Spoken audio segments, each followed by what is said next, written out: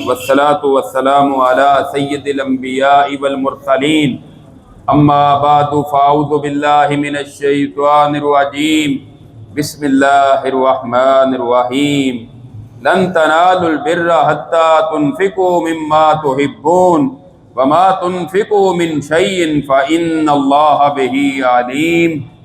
چوتھے پارے کے آغاز میں اللہ رب العزت فرماتے ہیں تم ہرگز اس وقت تک نیکی کو حاصل نہیں کر سکتے جب تک اللہ کے راستے میں وہ چیز خرچ نہ کرو جس کے ساتھ تمہیں سب سے زیادہ محبت ہے، یعنی اپنی محبوب چیز۔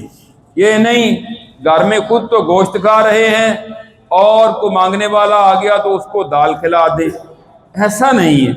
اللہ کے راستے میں چیز دیں، خود اچھا لباس پہنتے ہیں اور مسجد میں کسی طالب علم کو کپڑے دینے ہیں تو وہ نکمے لا کر دے دیں، ایسا نہیں ہونا چاہیے، بلکہ اچھی چیز جو اپنے دل کو پسند ہے وہی چیز اللہ کے راستے میں خرچ کریں گے تو نیکی کو حاصل کر سکیں گے۔ اس کے بعد اللہ تعالیٰ نے فرمایا کہ قُلْ صَدَقَ اللَّهُ فَاتَّبِعُوا مِلَّةَ إِبْرَاهِيمَ حَنِيفًا وَمَا كَانَ مِنَ الْمُشْرِكِينَ۔ ان سے کہہ دیجیے اللہ نے سچ کہا ہے کہ دین ابراہیم کی، ملت ابراہیم کی پیروی کرو جو یکسو تھے، اللہ کے ساتھ شرک کرنے والے نہیں تھے۔ ویسے یہودی عیسائی مشرکین مکہ سارے ہی دعویٰ کرتے تھے کہ ہم دین ابراہیمی پر ہیں۔ اللہ تعالیٰ نے فرمایا دین ابراہیمی پر ہو تو پھر یہ شرک کیوں کرتے ہو؟ ابراہیم علیہ السلام تو صرف ایک اللہ کی توحید پر کاربند تھے۔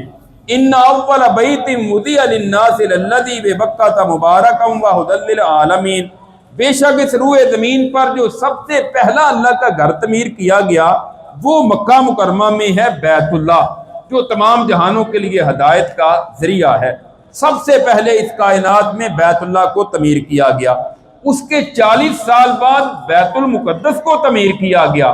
رسول اللہ علیہ وسلم کی حدیث سے یہ بات واضح ہوتی ہے۔ فرمایا فیہ آیات بینات مقام ابراہیم، اس میں ایک تو واضح نشانیاں ہیں، مقام ابراہیم ہے جس پر ابراہیم علیہ السلام نے جس پتھر پر کھڑے ہو کر کعبۃ اللہ کو تعمیر کیا۔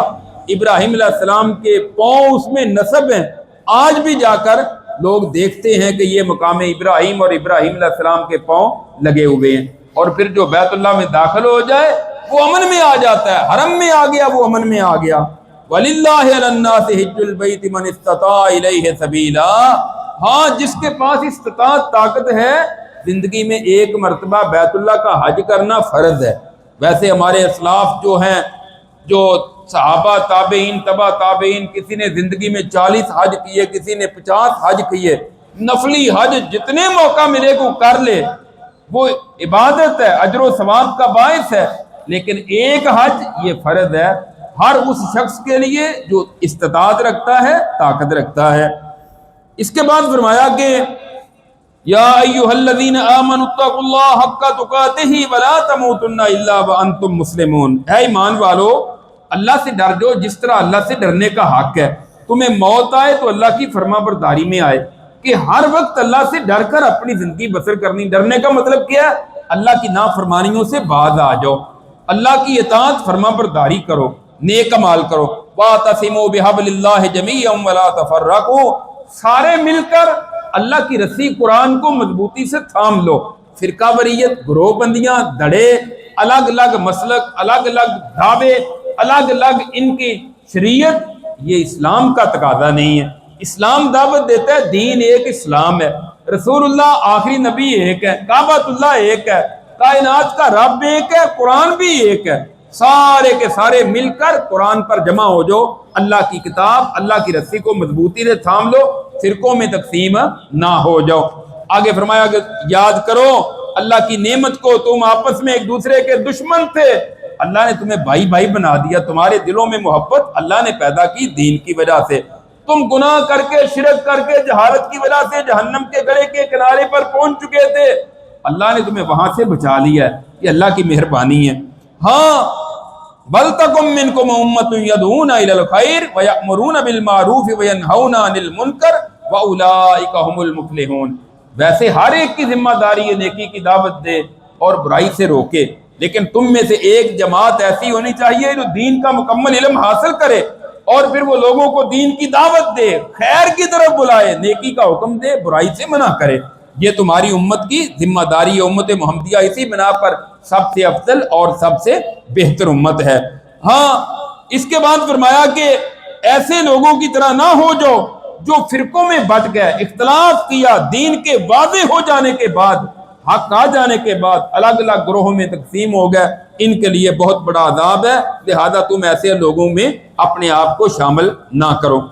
اس کے بعد اللہ تعالیٰ فرماتے ہیں کہ جو کافر ہیں نہ تو ان کے کچھ مال کام آئے گا اور نہ ان کی اولاد کام آئے گی۔ رفاہی کام بھی دنیا میں انہوں نے بڑے کر لیے، کروڑوں اربوں روپیہ اگر غریبوں پر خرچ کر لیا، لیکن قیامت کے دن یہ کچھ بھی ان کے کام نہیں آئے گا۔ کیوں؟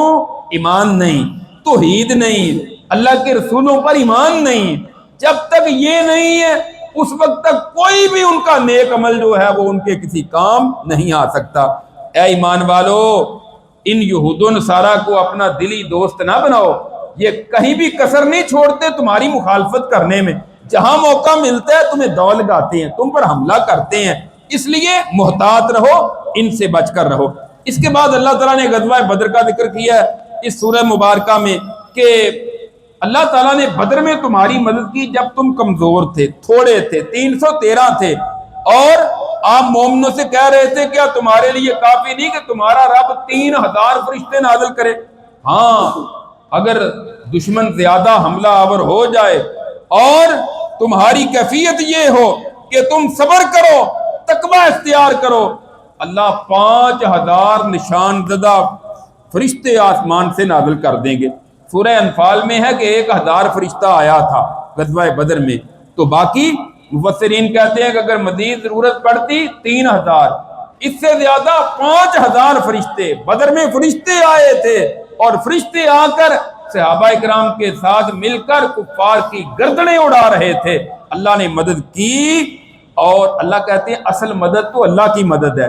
یہ اللہ نے تمہارے دل اور تمہارے حوصلوں کو بلند رکھنے کے لیے فرشتوں کی خوشخبری دی، ورنہ اللہ کی مدد کافی تھی۔ تمہیں یہ نہ ہو کہ وہ 1000 ہے، ہم 313 ہیں، تمہارے ساتھ فرشتے آئے، تمہاری تعداد ان سے زیادہ ہے، ڈرنے کی ضرورت، پریشان ہونے کی ضرورت نہیں ہے۔ اس کے بعد فرمایا ایمان والو، سود بڑھا چڑھا کر نہ کھاؤ، یہ سود تم پر حرام ہے۔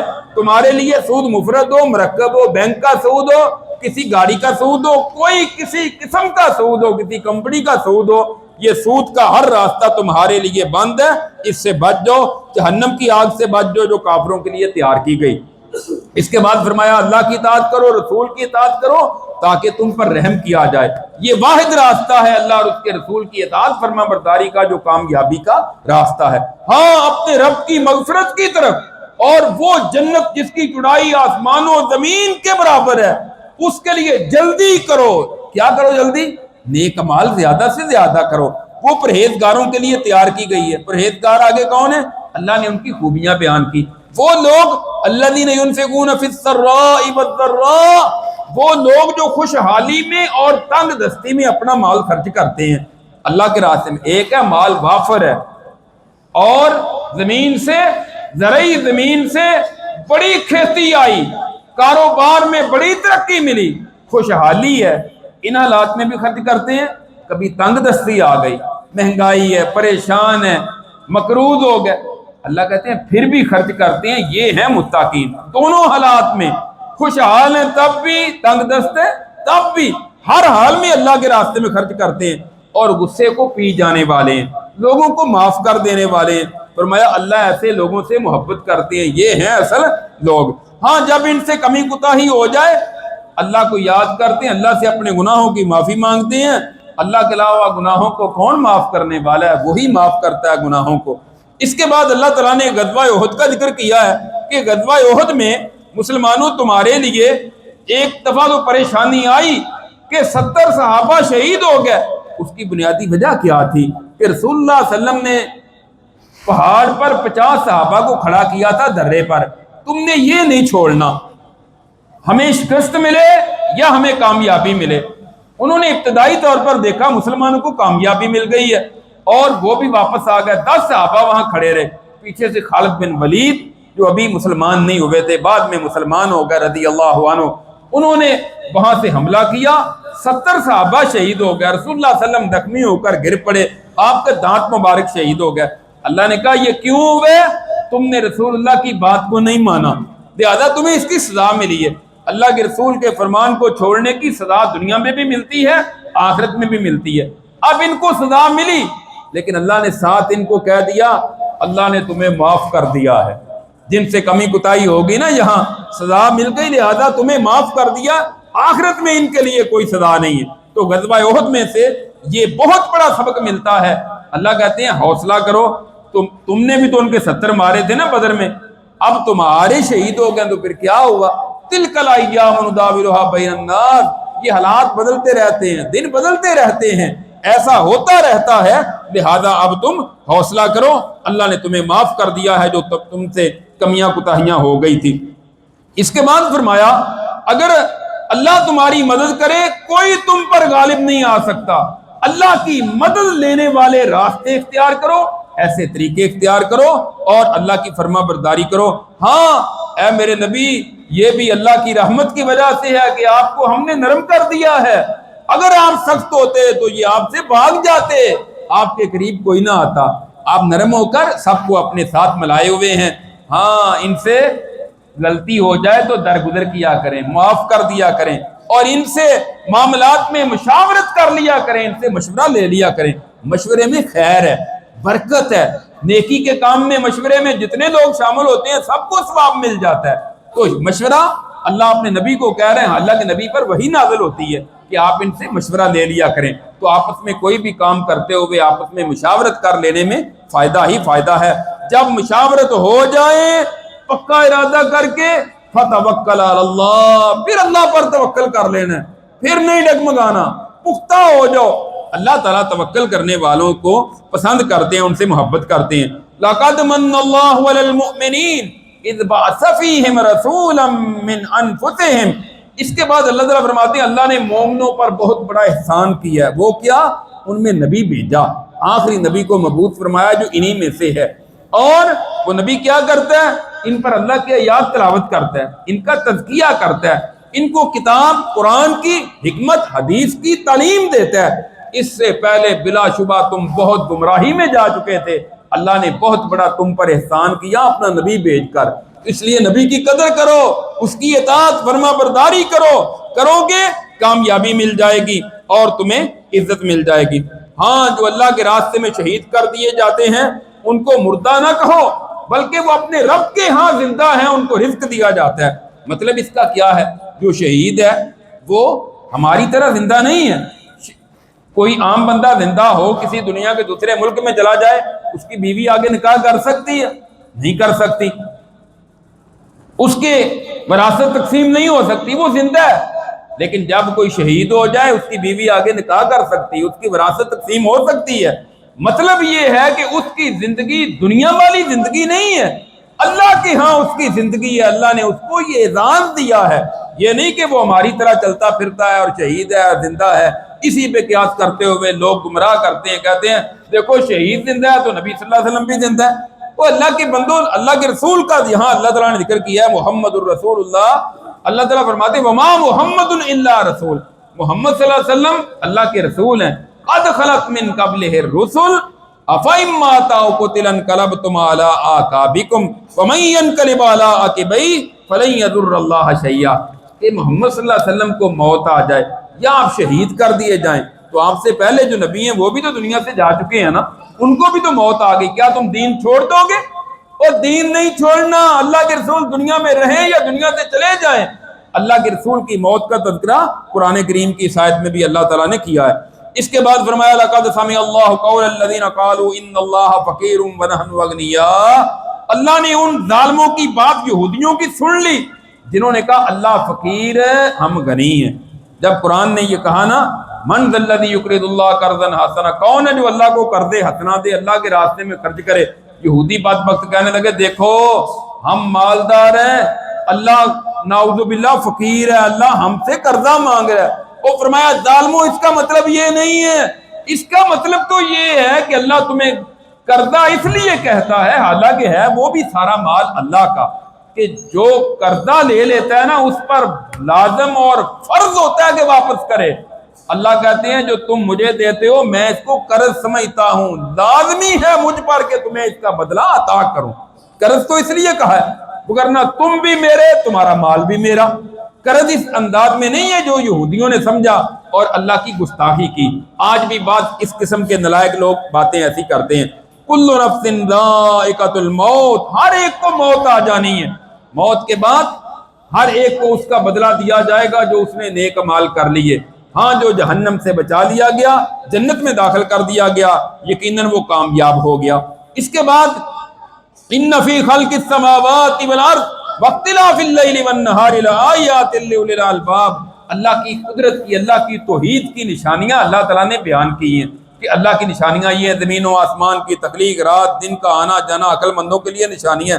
یہاں سے لے کر سورہ آل عمران کی آخر تک جو آیات ہیں، یہ وہ آیات ہیں جو نبی کریم صلی اللہ علیہ وسلم جب تہجد کے وقت بیدار ہوتے آپ ان آیات کی تلاوت کرتے، اس کے بعد آپ تہجد پڑھا کرتے تھے۔ یعنی تقریباً یہ 1.5 صفحہ 10-11 آیات ہیں جو رسول اللہ صلی اللہ علیہ وسلم آیات پڑھا کرتے تھے، اور اس میں بہت ساری دعائیں بھی ہیں۔ اور اس سورت کے آخر میں فرمایا اے ایمان والو دین کے لیے ڈٹ جاؤ، استقامت اختیار کرو، جمے رہو، اللہ سے ڈرتے رہو تاکہ تم فلاح پا جاؤ، کامیاب ہو جاؤ۔ اور اس کے بعد سورۃ النساء ہے۔ سورۃ النساء، نساء جو لفظ ہے یہ امراتن عورت کو کہتے ہیں، نساء اس کی جمع ہے، عورتیں۔ اس میں عورتوں کے اللہ تعالیٰ نے بہت سارے احکام و مسائل بیان کیے ہیں، اس لیے سورت کا نام سورۃ النساء ہے۔ مدنی صورتوں میں سے ہے، یعنی ہجرت کے بعد نازل ہونے والی ہے۔ اس کی پہلی آیت میں فرمایا یا ایھا الناس اتقوا ربکم الذی خلقکم من نفس واحدہ، اے لوگوں ڈرو اپنے رب سے جس نے تم کو ایک جان آدم علیہ السلام سے پیدا کیا۔ آدم علیہ السلام کو اللہ نے اپنے ہاتھوں سے پیدا کیا، پھر ان سے ان کی بیوی کو پیدا کیا، اور پھر پوری کائنات کو ان سے پھیلا دیا۔ اللہ کہتے ہیں اس اپنے رب سے ڈرو۔ ہاں یتیموں کا مال نہیں کھانا، یتیموں کا مال جو کھاتا ہے وہ اپنے پیٹ میں جہنم کی آگ ڈالتا ہے، لہذا تمہارے لیے یہ جائز نہیں ہے کہ تم یتیموں کا مال کسی بھی طرح کھا جاؤ۔ یہاں بندہ فوت ہو جاتا ہے، بچے چھوٹے چھوٹے، مولوی صاحب اس کے گھر جا کے بیٹھ جاتے ہیں، آج فلاں کرو، آج فلاں کرو، آج فلاں کرو، سارے گلی محلے والے جا کر بیٹھ جاتے ہیں، یتیموں کا مال بہانے سے کھاتے ہیں۔ او یتیموں کو خود کھلاؤ، اگر کھلانے کے قابل نہیں ہو تو ان پر بوجھ تو نہ بن جاؤ۔ لوگ بڑے پریشان آ کر ہمیں بتاتے ہیں بس کیا کریں جی فوت ہو گیا گھر والا، اب برادری جو ہے وہ دباؤ ڈال رہی ہے۔ لوگ کہتے ہیں کھاتے نہیں تھے، تمہارا باپ مر گیا، تمہارا کوئی تعلق نہیں ہے، کرو کل، کرو ساتواں، کرو 40واں، ویسے نہیں، جہاں سے مرضی کرو۔ قرض لے کر بیچارے مقروض ہو رہے ہیں، پریشانی ہو رہی ہے۔ شادی سے زیادہ آج کل مرنا لوگوں کو یہ مہنگا ہو گیا، حالانکہ یہ دین کا حصہ نہیں ہے، یہ شریعت نہیں ہے۔ اسلام ان چیزوں کی مذمت کرتا ہے، یتیم کے مال کو ہاتھ لگانا نہیں۔ فرمایا جو یتیم کا مال کھاتا ہے وہ اپنے پیٹ میں جہنم کی آگ ڈالتا ہے، لہذا یتیموں کا مال نہ کھاؤ۔ اس کے بعد فرمایا کہ یتیم بچیوں کے ساتھ لوگ نکاح کر لیتے، ان کو مہر پورا نہیں دیتے تھے، فرمایا ایسے نہ کرو، یتیم بچیوں کا مال تمہارے لیے جائز نہیں ہے۔ ہاں یہ ہے کہ تم آزاد عورتوں سے نکاح کر لو، 2 کر لو، 3 کر لو، 4 کر لو، بشرطے انصاف کر سکو۔ اگر انصاف نہیں تو پھر ایک پر ہی گزارا کرنا ہے، پھر ایک ہی کرنا ہے۔ اس کے بعد اللہ تعالیٰ نے وراثت کے مسائل بیان کیے ہیں کہ کوئی بندہ فوت ہو جائے تو اس کی وراثت تقسیم کیسے ہوگی۔ اگر تو اس نے ایک سے زیادہ اس کی اولاد ہے، بیٹیاں بھی ہیں بیٹے بھی ہیں، پھر وراثت کی تقسیم کا حل سب سے پہلے یہ اصول ہے کہ جو اس پر قرض ہوگا قرض ادا کیا جائے گا۔ قرض کے بعد اس کی اگر کوئی وصیت ہے، وصیت جو وارث ہے ان میں سے کسی کے لیے وصیت نہیں ہو سکتی۔